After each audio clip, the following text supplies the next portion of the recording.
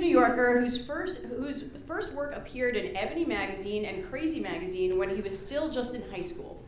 In 1980, he launched his first comic strip with United Feature Syndicate called Lookin' Fine, which ran until 1982 and made him the youngest nationally syndicated strip cartoonist at age 21. Billingsley's most enduring work, Curtis, was first published by King Feature Syndicate in 1988. Curtis was the first to depict a full family dynamic featuring African Americans and had a daily readership of more than 43 million. He has won numerous prestigious awards throughout his career, including the National Cartoonist Society Reuben Award in 2020, which is the highest award given in the industry. So please join me in welcoming Ray Billingsley. Thank you all. Thank you so much. Ray will be interviewed this afternoon by my fabulous colleague, Dr. Clopton. Clopton is an assistant professor and the Humanities and Social Sciences librarian at The Ohio State University, where she serves the departments of History, Philosophy, Anthropology, and the College of Public Affairs. As a scholar, one of her many research areas is on sound effects in comics and manga. And she is the area chair of animation and anime for the Midwestern Popular Culture Association. So thank you so much to both of you for being here, and Kay, I'll turn it over to you. All right, well, thank you. So I actually wanted to start off with a story. We met in 2007. You were here for the Festival of Cartoon Art. Right, right. And you were doing a presentation, and I was sitting in the front row. And there happened to be a woman who was well-meaning and asked a question that kind of sidelined you. And you looked at me, and I looked at you. And of course, I had no idea what was going on. I'm just like, okay. And so actually, you had a group of us talk to you after the presentation. We got to talk about some of the challenges you've had in the industry, why that question in particular was a bit upsetting. And what I took away from it was something you said that it carried me through grad school. It was never let anyone dissuade you from your dreams. And then the first person I met right after talking to you was telling me not to go to grad school. So that was extremely good advice. But that got me through my second master's and my doctorate. Oh, wow. And so I wanted to really thank you. Thanks so much. Thanks. That makes me blush, you know. There's one thing I wanted to point out in your introduction. Actually, the first thing I did was a magazine called Kids Magazine, and I was 12. Wow. So, well, no, I know that sounds like it's good. You'd like to start when you were 12. It's like great. No, it wasn't. It sparked a lot of jealousy in the class, and I had art teachers who were like pissed at me because they were trying to get published. And here I am, a little kid, and you know they're trying to get to where I'm at. And my mother used to say to me, I looked so cute going out on interviews, 14, 15 years old, and I had my portfolio. And I would go into these offices and see the other artists with their portfolios, and they were all grown. And here I was, you know, old enough to be their sons. And many times I got the job. So one thing I used to do with jobs that was pretty sneaky that I learned early on, any artists that are out there, they should do it.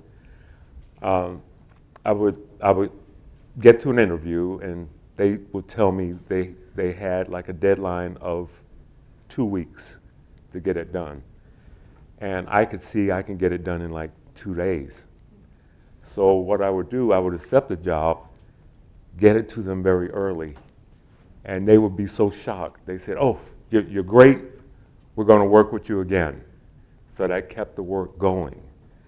In the industry, it's not always the talent, it's how clever you can be with it. You know, you see some artists with a different amount of talent, but it's to be wise, how they market themselves. That's really what works. But wow, growing up in the industry, it was odd. I didn't get to go to school like everyone else. I had to work 3 hours a day from the time I was 12. There were child labor laws, so they couldn't keep me there any longer. But I did learn about pagination and how to put magazines together and all that. And when you do these things at a young age, you tend to get isolated because everybody your age is into something else. And you definitely feel like you're an oddball. You know, I never felt like I fit in. And even now I have a little trouble with it because people will talk about things that I have no idea what they're talking about. Usually in the strip, I always write about something I know. And one of the things you never see in the strip is actually Curtis's father going to a job, because I never went to a job. I never had a job. So I mean, I've been in offices, you know, of course, but I don't know the dynamics, you know, the go-getter, the kiss-up one, the one that'll squeal on everyone else, the overbearing boss, you know, I didn't get that part. And, oh, funny story. I got a letter from jury selection, and I wanted to go. I wanted to go so I would know what the experience is. I would put it in the strip.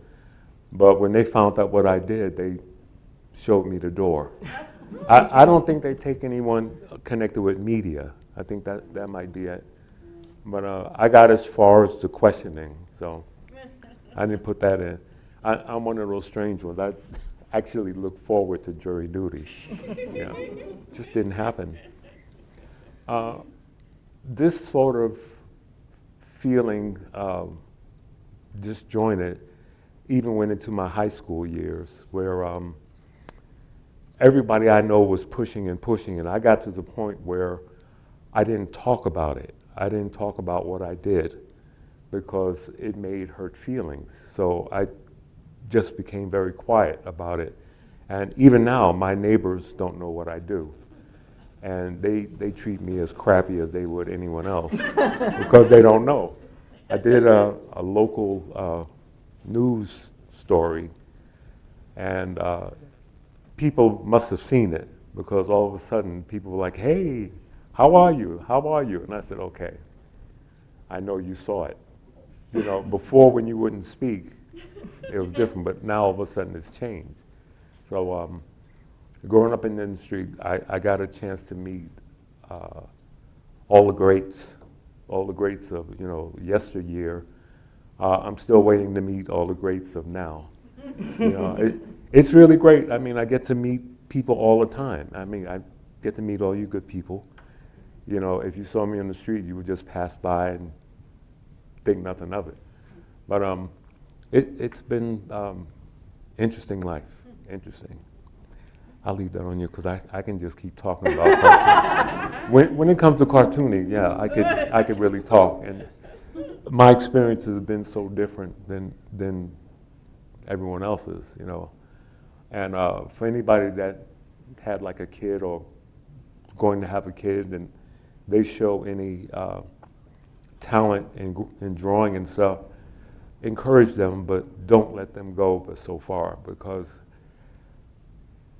growing up in an industry like that, it's not good for you. It's not a normal experience. So live a little bit, you know, wait till you're in your 20s and really get into it.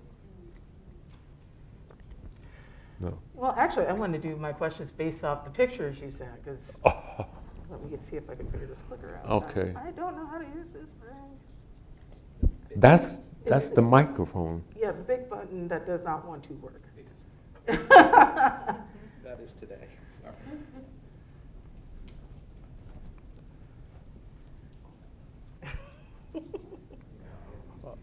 Of course. I've had a lifetime where things always go wrong, and I know everybody went well except this. Yeah, so I actually wanted to get to this picture in particular. That's it. Now, there's a story behind every picture that I do. When I was in 7th grade, my art class, we had a project, and it was about ecology and recycling, even then. because I'm not a youngster, so that was a long time ago. We were to construct an 18-foot tall aluminum can Christmas tree. And I had already gotten to the point where I was carrying a pad and paper around, always sketching. There's another picture I got to explain before this. Yeah, that's the one. Shall I jump to that one? Mm-hmm. Yeah, okay. You want to hear this? Yeah. We'll come back. Okay. That's actually my elementary school, PS 123. And it was in Harlem. And this is where the career started. When I was in 3rd grade, my teacher, Mrs. Nelson, saw that I had a talent. I used to draw on the papers and homework and things like that. And in her report card, she said to my parents to encourage him. And like I said, that was 3rd grade. And she entered me in, it was either district-wide contest or citywide, and I won. And like I said, I was 8 years old. So it started from there. Then at that point, I just kept drawing.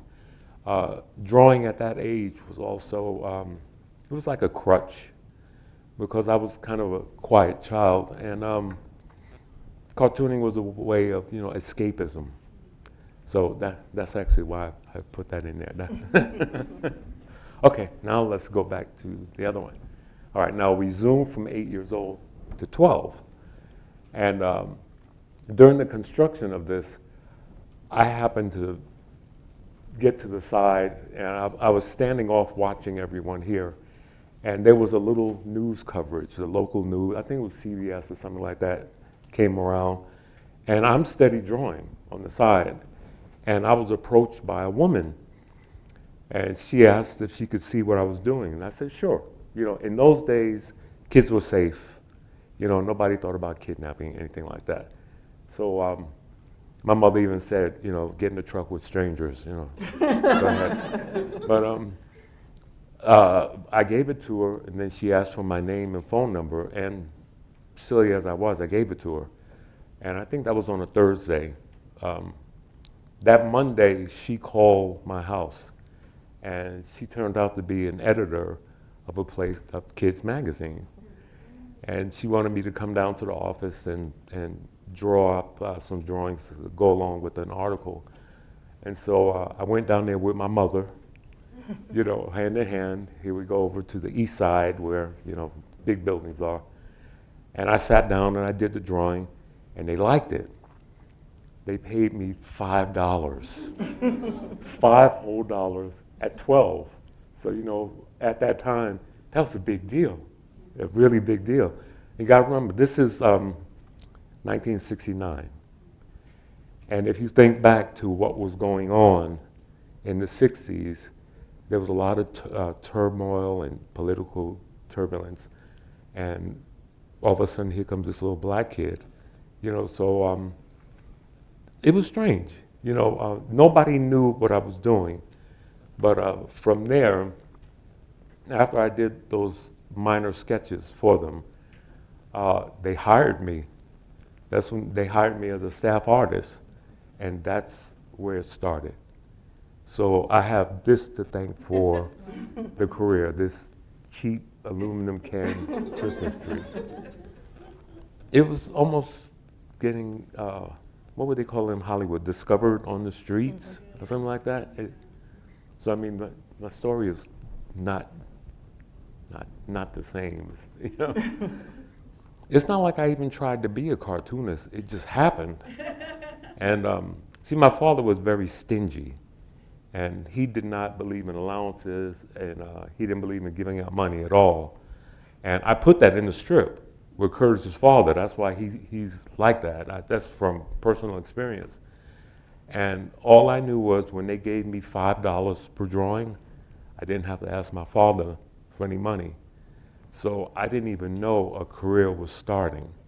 I was just making money, so I didn't have to bother him. And the funny thing was, I don't think he really appreciated it. Even growing up, my father used to tell me I had to grow up. and not do this cartooning stuff. Mind you, I was being published every month, and he really didn't see a future in it. And because of that, we weren't close. My experience with my father, we weren't close at all. And I left home at 17 because of a big argument we had, and he thought I was going to come crawling back to him. But I had like 10 years of money saved up from kids, so I was able to make that divide. And wow, it was bad because he cried and cried. The saddest part about that story is we stayed apart until he was very sick in the hospital, and he was in his 80s, and I used to go there to visit him, and I'm sitting there one time and he's asleep, and all of a sudden I felt this, and I looked down and he was holding my hand. It was the first time he ever touched me. Odd thing was, we still didn't reconcile completely because he was like far gone. But after his passing, you go through your family stuff, We were doing all that, and we found a big box in his closet, and we opened it up, and he had clippings of all my stuff. And it's like all this time, he was keeping up. So sorry about that. Okay, so I'm not crying, you're crying. So I'm going to, I actually wanted to know about your experience because you've already talked about working at such a young age. Right. How do you think that shaped you and your work ethic? Actually, as anybody knows who is into cartooning, it's a grind. And I tell people that I mentor, don't get into this unless you're really ready to sacrifice. And what it did was, it got me ready for syndication, because syndication is not easy. And I even tell people with that, the hard part is not getting in, the hard part is staying in, and it's keeping an audience, a viewership appreciative of what you're doing, and that's the hard part. You see a lot of strips. They seem to be mired, say like in the 60s or the 70s. I don't want to name names, but like Dennis the Menace, things like that. It's still back, Family Circus. They're like in the 50s. And what I wanted to do with Curtis was always update him. I always change things, which meant that sometimes popular topics disappeared. I used to do one thing with Barry, always listening in on his brother's phone calls. Of course, cell phones came along, so that didn't work anymore. I had a record store that sold rap when rap was really, really starting, and it was controversial. And this rap store, it would always show under the guise of something else.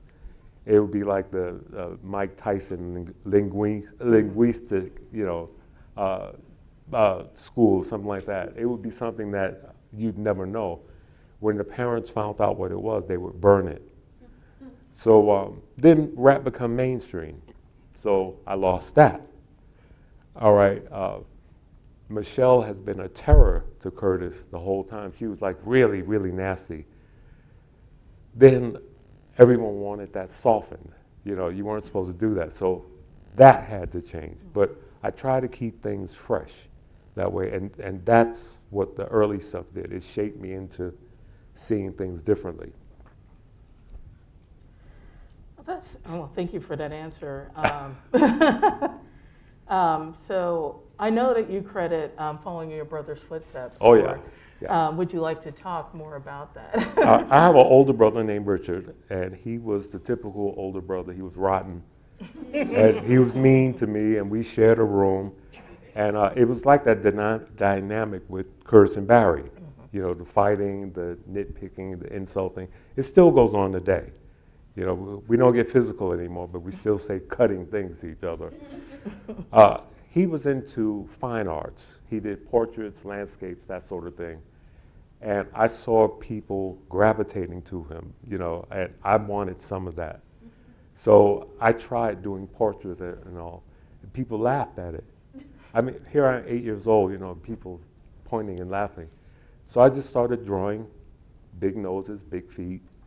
And my mother told me I used to draw from the feet up. So it was just strange. And I noticed people started liking it. And that's when I turned to cartooning. But it was because of my brother and sharing a room with him that it really got started. You know, he was quite the influence. He was my first. And I mean, that's before Charles Schultz or Mort Walker, anybody. It was my brother first. So I want to go through some more of the photos and strips that you send. Let's talk about this. You know what? I didn't even know I had this until looking for it. You remember I told you when I was 8 years old, I did that contest and I won? Yeah. That's the cartoon. Oh, wow. That's the exact one. When I was 8 years old, that's what I did. It was sort of like a uptake on the Three Little Pigs. They were wise guys. And that is amazing. I was trying my best. I tried different lettering. You know, I used to study all the time. I looked at everybody's work. I still do that now. I'm a fan of everyone. And I like paintings, illustrations, I like graphics. You know, everything I take in.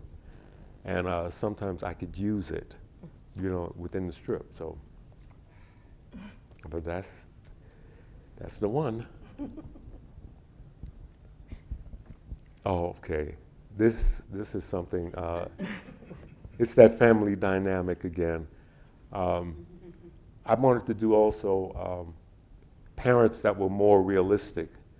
As you see in most of the strips with kids and parents, the kids are wise guys, and the parents are stupid, and the kids always, you know, run over them and all. Not in Curtis. Not in Curtis. The parents will punish them. Not capital punishment anymore. When it first started, Curtis got his butt beat, you know, but, you know, you can't do that anymore. But that's a little example of how, you know, he was picked up and he was tossed out. Thank goodness no one said it was too violent. You'd be surprised. There's a lot of people, they'll talk about the slightest thing. I showed garbage on the street on one of the strips, and someone wrote and said they didn't like the garbage. I'm like, are you kidding me? What about the content? The garbage? Also, I wanted to do something different with Curtis where you know he's in the inner city. There's no picket fences, there's no flowers or bushes and things like that. It's just a city. And a lot of times I do a lot of pages with just buildings. And I wanted to take it that one step further, you know, where Schultz and all was just in grass. His is a world of cement and glass and mortar. And it seemed to work. I think it resonates with a lot of people. Most of us know that life more, the city life, than we do that sweet, simple country life, what you call it?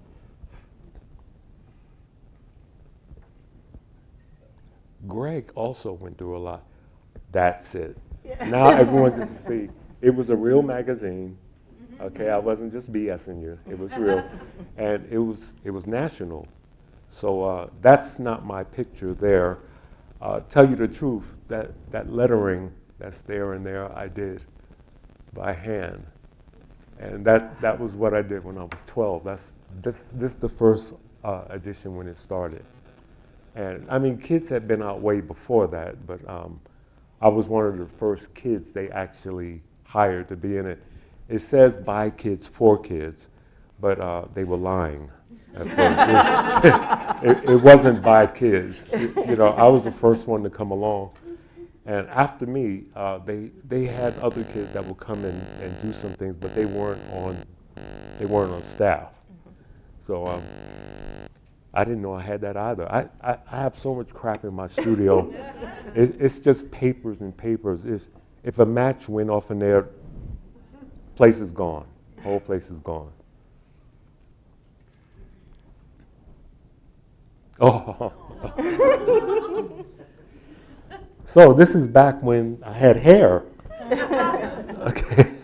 That's the very first brochure of Curtis. And that's Michelle and a character I had called Gunk next to it. And Gunk is actually one of the characters that sold the strip because he came from a place called Flyspeck Island, and he was very weird. I was able to get things off that I couldn't with other characters. Unfortunately, as the years went by, he became too eccentric for a lot of the audience, and people started thinking he was crazy. And I said, no, that's not the case. He's foreign, he's different. And he was starting to take over.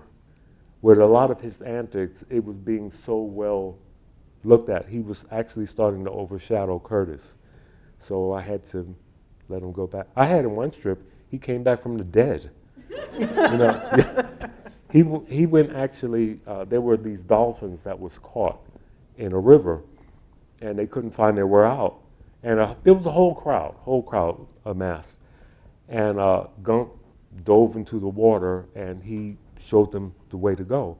But then he went under, and he didn't resurface. And I had a lot of pandemonium. A lot of people wrote in right away, and they were ticked. And I had him in the hospital, and he was covered up like you would, a dead person. What do they call an alive person? Mm-hmm.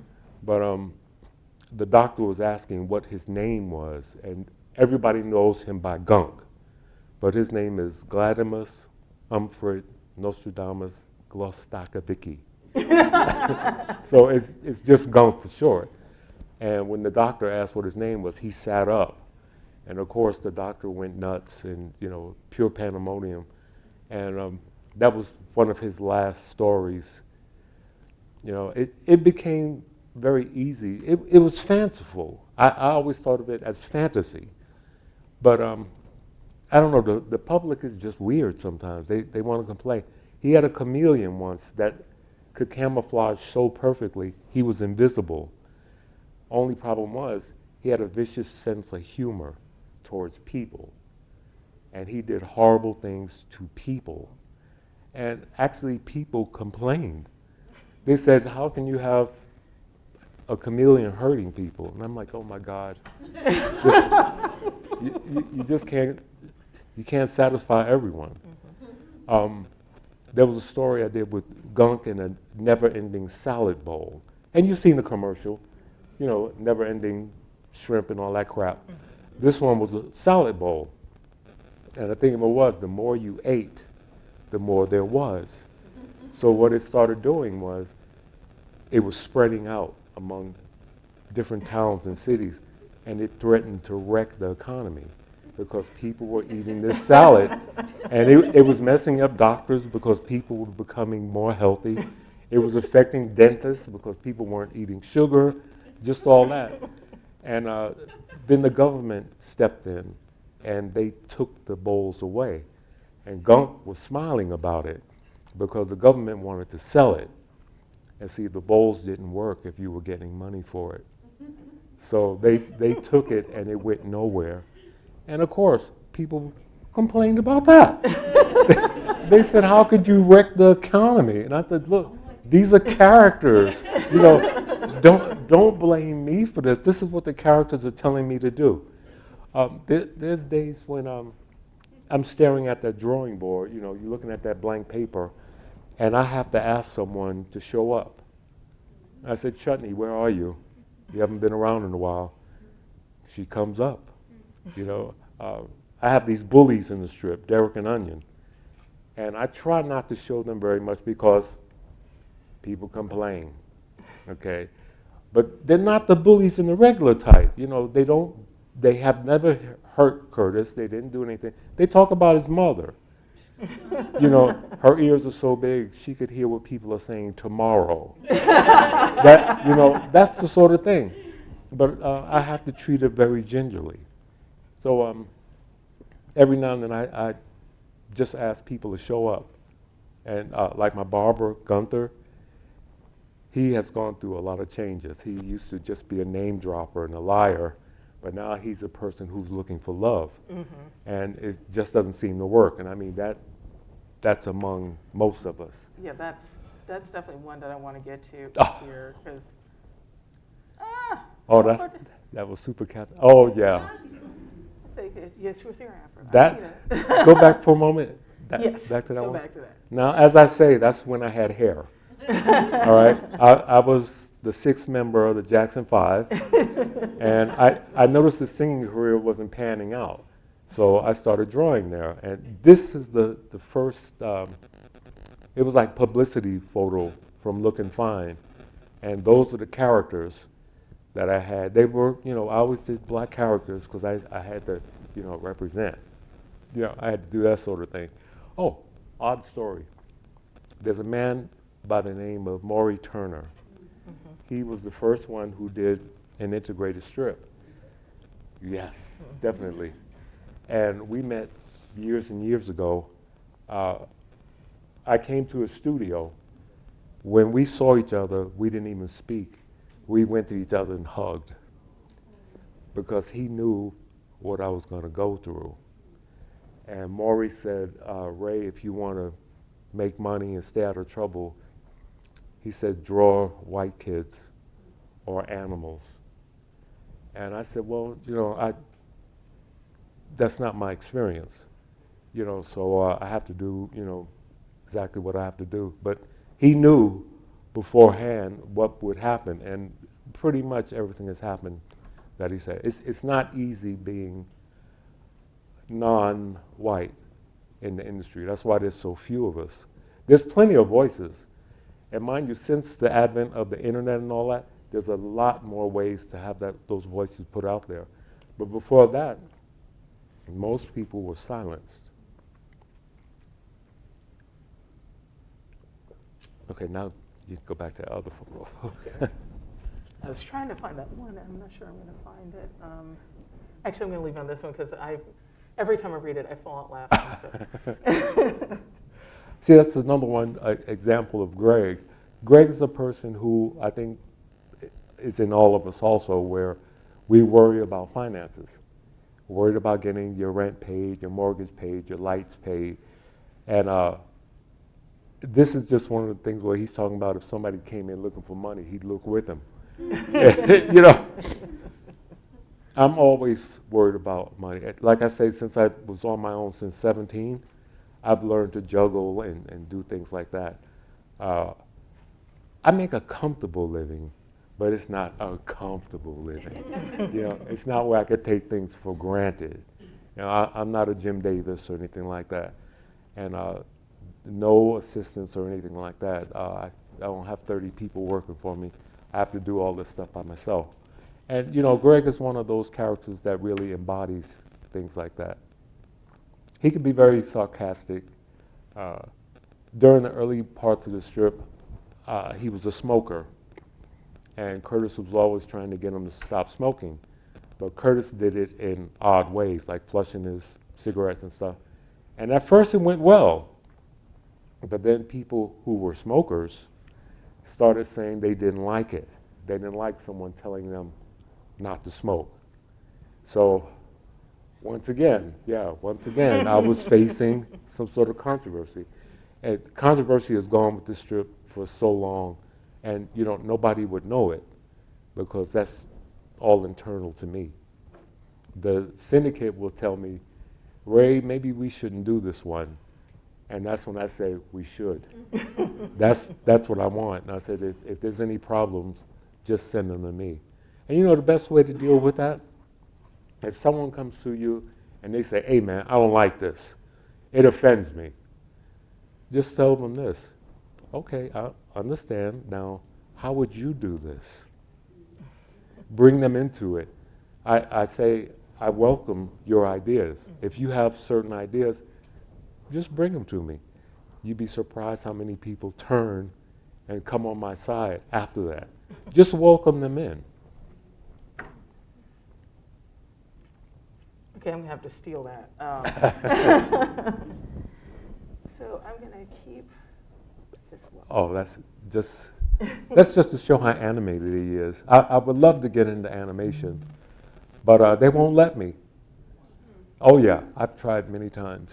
I've tried Nickelodeon, Cartoon Network. I've approached Disney. I actually got a call from one of the guys who does Family Guy, and horror story. First of all, he says, we like your work. We've been keeping up with it. You know, it's fantastic. We'd like to do an adaptation. I'm like, freaking impossible. Thank you. This is dream come true. Then he said, could you make it like Family Guy? I can't do that. You know, that's completely out of it. He's not sexist or you know, homophobic. He's nothing like Family Guy. So I had to turn it down. And what's bad is I haven't gotten another offer yet. So it's almost like, wow, I had a chance to get in and I didn't take it. You know, but still, when I told people about it, they said, had I done that, they would no longer read the strip. So I think I made a good decision. What I'm doing now, I'm here for inspiration. I'm here to help the next generation or anyone move to that next spot. Because as hard as it was for me, I would actually tell people what pitfalls they could, you know, sidestep from my own knowledge. So I mean, that little drawing right there, it actually represents a lot. See, that just makes me think joy. Uh-oh. And my pill's fine. It's fine. Oh, okay. But it's just such a joyful image, and as I can draw stick figures, that's as far as my artistic style goes. That's why I study comics, because I love looking at the work people do and the details they bring in. I wouldn't complain about the garbage. I'd be going like, oh, there's trash over there. What's in the trash? Yeah. But it's the idea that people do get very Yeah. attached and very opinionated about comic strips. I've had to tell people it's just a comic strip. You know, these aren't real people, you know, so nothing's going to happen to them. I've been admonished for the bullies, and people write right away. Because of that doggone computer, maybe even worse. It used to be a time when people just wrote letters and it took 7 days to get there. All right, now I get it right away. And I tell them sometimes you have to wait for the story to develop before you complain. You know, so it's just craziness. I used to love the old system. I love the new system because I'm in touch with more people than ever. But they just have so many crazy opinions sometimes. But you know, it's part of the job, so you have to go along with it. Oh, and I answer everyone. So if any of you ever want to write, you know, connect on Facebook or something like that, it'll be me that's answering. I don't have anyone, you know, do that. Some of the cartoonists do that, you know. You think you're hearing from certain people and you're not. But I'm the one, I'll answer you. This was the one I was looking for. Too bad I didn't have a color version of that. Gunther was always on the lookout for love, and this is one of the episodes. Unfortunately, he meets a church lady who's sort of picky and well, picky's a good word for nutty. You know, she has all these demands. And one thing I love doing about him in that suit that you don't see, that's his lucky yellow suit. So it's bright and yellow, you know, it's something that you don't see the other characters doing. And I don't know if you could see in the background, there are little signs that are on the wall. And sometimes it'll say things like, you know, rappers who come in have to keep their mouth shut. Or, you know, whiny babies have to stay outside. It's all little things that I wanted to do to draw interest. And I get letters on that also. People tell me they like it. So whenever people tell me they like something, I keep doing it, you know.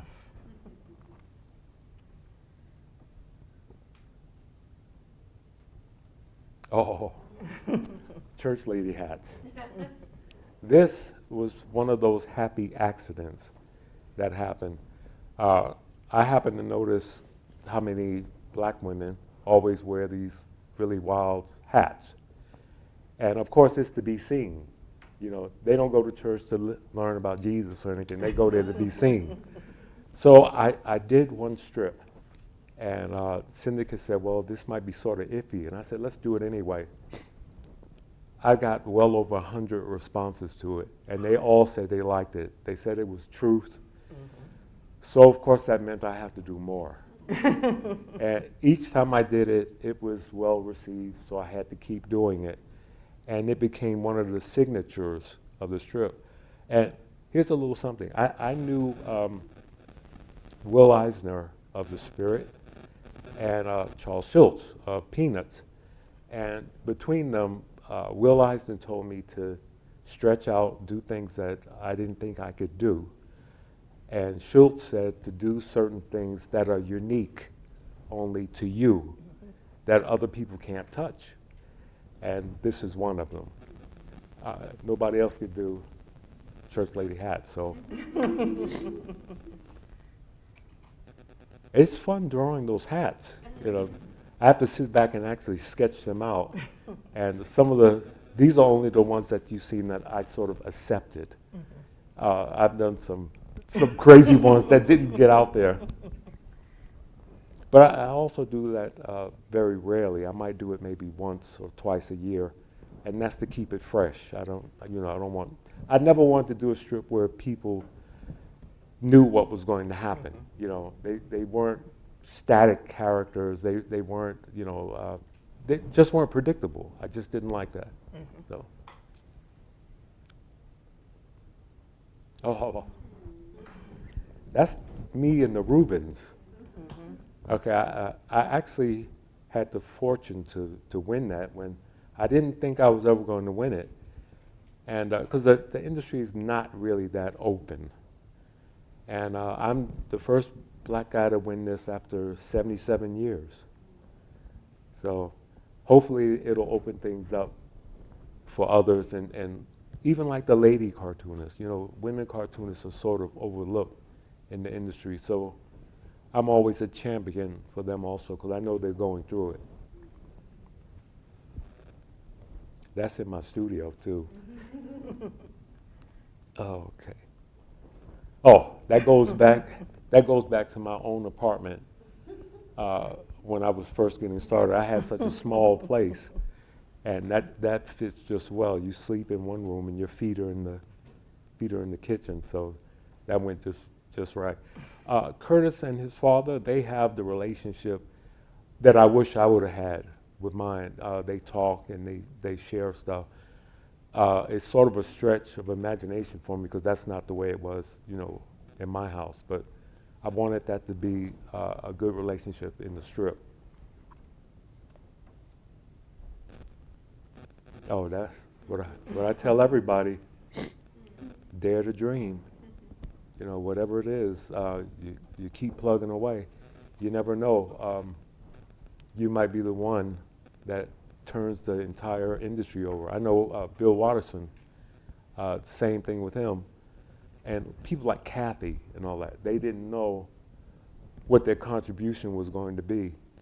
And I always say, just try it, do it. There are so many images that we didn't get to, but kind of need to open it up for questions because we're running short on time. So this. Oh, really? Yeah, I know. We're having such a good time, but now it's like people, if you have questions and that sort of thing. Okay, there's one. Here, let me get you the mic.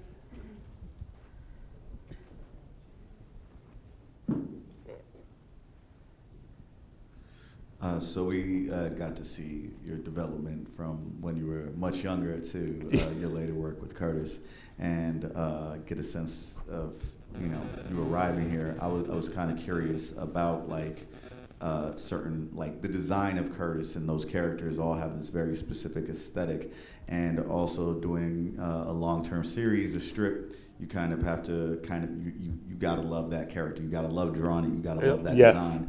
I'm Yeah. wondering if Curtis came to you early as he is designed, Oh. or was that something that you worked through? Did you have some false starts? Did you have some characters that you tried, a Ralph or a David? That's or interesting. Jonathan? You know, I had a lot of strips. I used to submit each year what I called a major work. From the time I was 16, I would do a strip and take it out to the syndicates. They rejected everything. So what it made me do was go back and study some more and try again, try again, try again. Now, Curtis was born on a little avenue called Bradhurst Avenue in Harlem. It was one of the worst neighborhoods you can be in. I'm not kidding. I was there drawing and nobody knew it. I was friends with no one. There was lots of drugs, you know, lots of thugs, stuff like that. I used to actually dream of cartoon characters. I mean, honestly, as sick as that sounds, I would actually dream of cartoon characters. So I think it was in '86, I had a dream of this kid with a hat and his little brother. And I was laying in the dark in bed, and I reached over and got my pad, and I just sketched it out in the dark. Next day, I got up and I looked at it. It was Curtis and Barry. His hat was forward, but I thought that was kind of dull, you know, to have the hat forward. And during that time, if you wore your hat backwards, you were like a rabble-rouser. You were that kind. Oh, and this also, with the shirt untucked, during that time, that didn't happen. If you were like that, people thought you were like a bum and you were trouble. I didn't know it would become a national thing. So back to that thing about the neighborhood. One day, as I was developing this strip, I heard these three guys downstairs. I was on the second floor, and my bedroom was towards the street. I heard them plotting to rob my house. And they were saying things like, well, when does he leave? And he said, he never goes, he never leaves. Of course, I'm at home drawing, but I heard them, and it was no Home Alone experience. You know, these guys would have been serious. So I started doing the strip double time, and thank goodness they bought it, because I used the upfront money to get me out of there. And I mean, it didn't take much time. You know, he was a savior. Another question? Hello, so Hello. great to meet you. Oh, thanks. Same here. So, my name is Chudney, and your Chudney in your comic is the first Chudney I've ever met, you know. So I was wondering where you came up with the name, or if you knew anyone named Chudney. No, actually, I knew of the spice, the chutney spice, and I thought that would be different. You know, for Chutney is very smart. She's very creative. She's the kind of girl that Curtis should like, but you know, he's going for the glamour. You know, Chutney was more down to earth, and actually, she's one of my more favorite characters. I use her name quite often in things because I don't want to just use Ray Billingsley, so I'll use Chutney DeVoe. And I mean, it's a great name. I mean, that's a great. It's unique. I know among all the people you went to school with, you never met another Chutney, right? Okay. Yeah, never. So, she was just the opposite of Michelle. And when I was searching for characters, I wanted them to have such different personalities that they brought different things to the strip.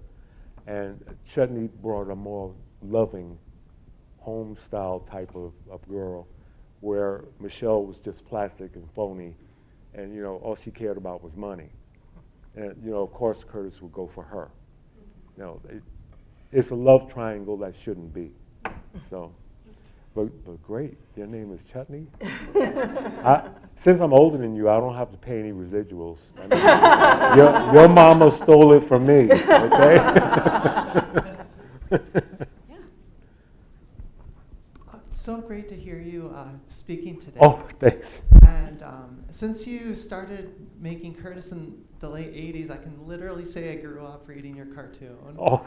And I didn't realize it when I was a little kid growing up, but I often used the comics as a way to sort of mirror what I heard my parents talking about at the dinner table and comparing it to other, you know, cartoon character experiences. And Right. I loved Curtis because he was so relatable to me. Oh, thanks. And the family dynamic growing up with his A rotten brother his and all rotten that. brother. I had a rotten brother. A crazy mother, a stingy father. And yeah, and this, you know, the really smart alecky kind of Yeah. dad.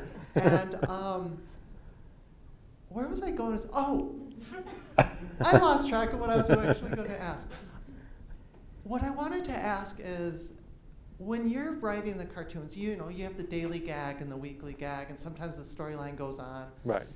Did you have like an overarching mission that, like, over the course of a year or 2 years, like, this is how I want to portray, or this is the kind of narrative I want people to get from this? Because I got from Curtis something I never got growing up from my family in terms of, like, I grew up in a very segregated neighborhood, and so I got from Curtis something I never got from my family in that regard. And I both want to thank you and ask you if that was any underlining intent.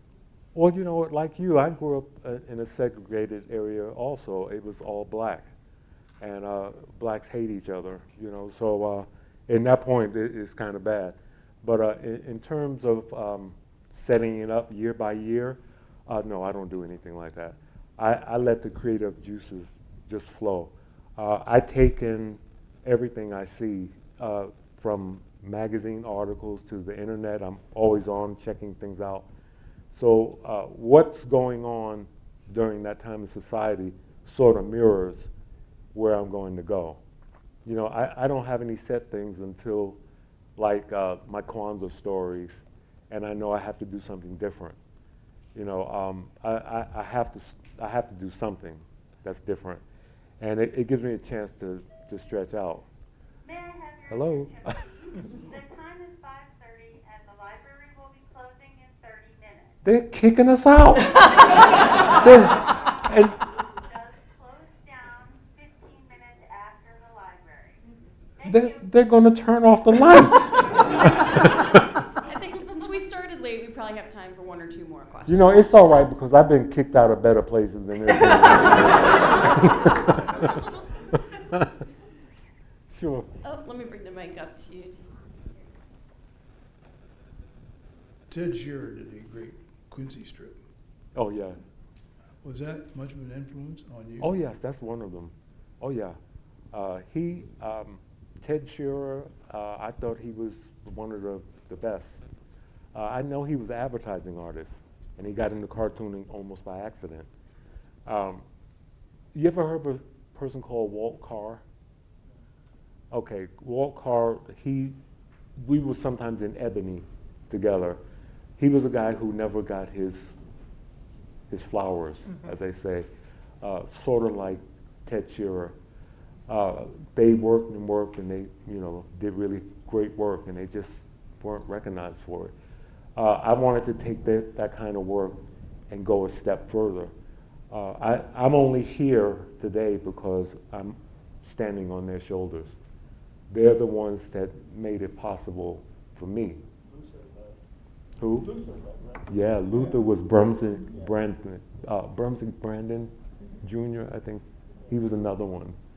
But I mean, there's been quite a few. We just don't get any notice. So I'm very fortunate. I'm very grateful. And I do not take the industry for granted. Because if I have more misses than I do hits, I'll be gone.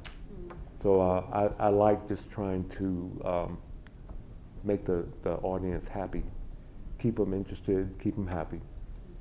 Okay.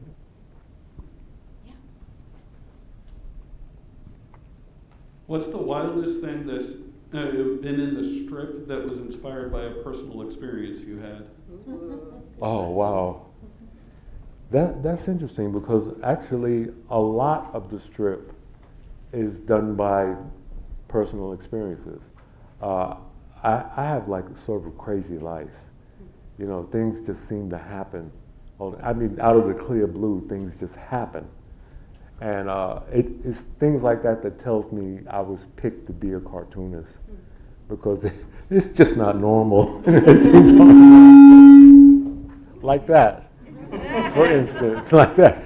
I just watched the guy in front of me, you know, talk Japanese and everything like that, and that didn't happen. Of course, you know, that would happen to me. But yeah, a lot of it is drawn directly from childhood, you know. So the family dynamic, everything like that, it's true to life. So